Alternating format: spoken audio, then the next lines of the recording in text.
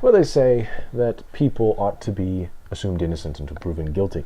And in this case, there was no cause for concern, at least in David's case.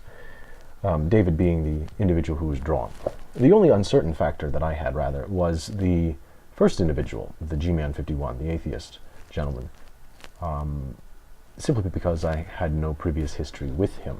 Although it was interesting, and a number of you pointed this out in comments, is the people who are drawn, especially if they, say, represent a larger group on YouTube, say an atheist or whatever the case may be, that they would be under incredible pressure. Not only from their colleagues, from their respective worldview, but from the many of you, my viewers.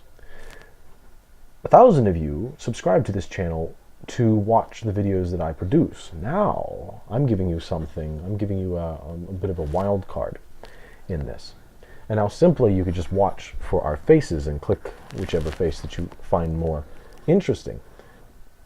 But at the same time, it must be more difficult for someone to reach out to people through the medium that I am providing than what would actually be the case if they were to build themselves up from the start here on YouTube. What I mean by that is this.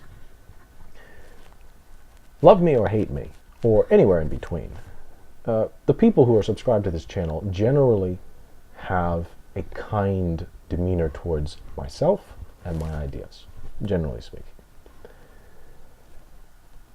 If you come onto this channel and have access to that subscription base, harboring a fundamentally different point of view, then it is not the same audience that you would be reaching out to as if you were on your own, you see. Now you're dealing, it's like you're in an Elks Club, but you're really a moose. And now you have to speak with the Elks. Something I didn't really plan for. In fact, none of this was really planned, and that's actually why I'm going through with it. There's a part of me that is incredibly irrational, and there's a part that I sort of cherish.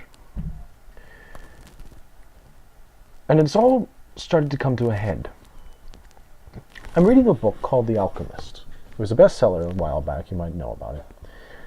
It's a very strangely written story. It's fairly unorthodox. It was translated from Spanish. But it reads very fast, and the scenes are all sort of based around little truisms, like, I learn more from my dreams than I do books. Something like that. And everything that happens in the scene sort of contributes itself to that. These little statements, these little things, these little quote books, I guess, kind of a thing that you might buy a friend or something that says 100 inspirational quotes. But at the same time, it's a story that is very much in the same vein as, say, a Joseph Campbell consideration of mythology, being that the hero's journey is more than just getting the girl at the end. It's something transformative and spiritual. It's also quite Jungian in the idea that there are archetypes that are shared and understood between people. In The Alchemist, they delve into both of these ideas deeply, saying that the world exists before language, essentially. That it speaks a language without words. It's something that you have heard me say before, and I find it incredibly interesting that it's in this particular book. You see, the part of me that is not rational, that I confessed to you just moments ago, has a very keen interest in following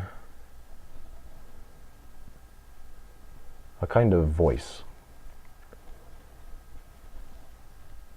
that isn't a voice, doesn't use words. It's very difficult to describe. The other day I was looking for a book to read. I never look for a book to read, but I was bored and I was looking for a fictional book. In fact, I was looking for a Sherlock Holmes book because we just watched the movie. We just rented it, watched it as a family. We don't own any Sherlock Holmes books, So I settled for The Alchemist. It was just something I found in the basement. My father had bought the copy, and I didn't know we even owned it, nor did I know that there was a history behind it, with it being on the bestsellers list and so on. And in the story, they talk about decoding the language of the universe, the language that's non-human, but a language that presumably man can communicate with, that man can understand, that is to say. And I find it interesting that I have committed this channel to a very unpredictable factor.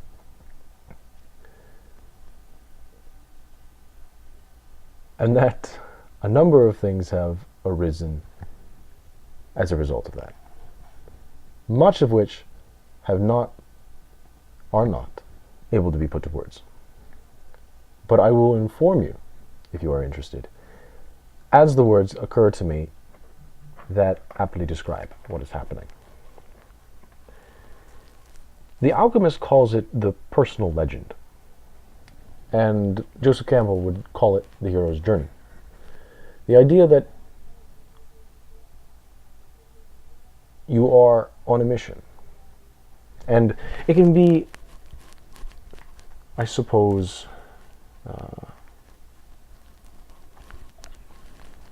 hijacked with a little bit too much simplicity. The idea that God has given you a purpose in life. Plenty of people believe that. Plenty of you believe that. I don't. However, I would reconsider my position if some definitions were elaborated upon. But namely, what it means to have a purpose. If it is, say, like, God wants you to be a candlestick maker because that will make you happy, then the only part I'm really interested in is the "it will make you happy" bit. The world doesn't need any more or any less candlestick makers than what is demanded of it. People fall into it just sort of naturally, with or without the whim of God. What rather I find interesting is happiness. You see, the language of the world is not one of words, but of relationships between what this book is calling omens, certainly a word that we're all familiar with. But they look at the word a little bit differently. I've only finished half of this book, so I'm probably preemptive in my description. Omens happen all the time. And it is not God speaking to you with words. It is rather your inborn ability to recognize the rhythms of life. Before, I've mentioned that I believe everyone is intuitive, and that the laws of logic is proof of that intuition, since we are never taught these things, and yet we use them. We need to use them in order to have any knowledge of anything. And the basis of knowledge itself hinges upon the pre-existing knowledge of the laws of logic. Without that, we can't have knowledge, at least not knowledge with any amount of order. Without that order, there would be no meaning to our knowledge, and then the knowledge itself would be worthless. In that same vein, this idea that we have an intuitive understanding of a certain order to the universe doesn't seem that far-fetched. Plenty of you, I'm sure, disagree. But I've learned to give less a damn about that. For those of you, rather, who are intrigued by this, I encourage you to pick up the book. And I'll let you know when I finish it. I'm part of the Slow Readers Guild, so it might be some time, but I am half done with it. I only started 2 days ago. That being said, thank you for giving the newcomer a warm welcome. I saw in the comments. I appreciate that. And I hope you do that to the newcomer that comes on Saturday, just the same. Take care.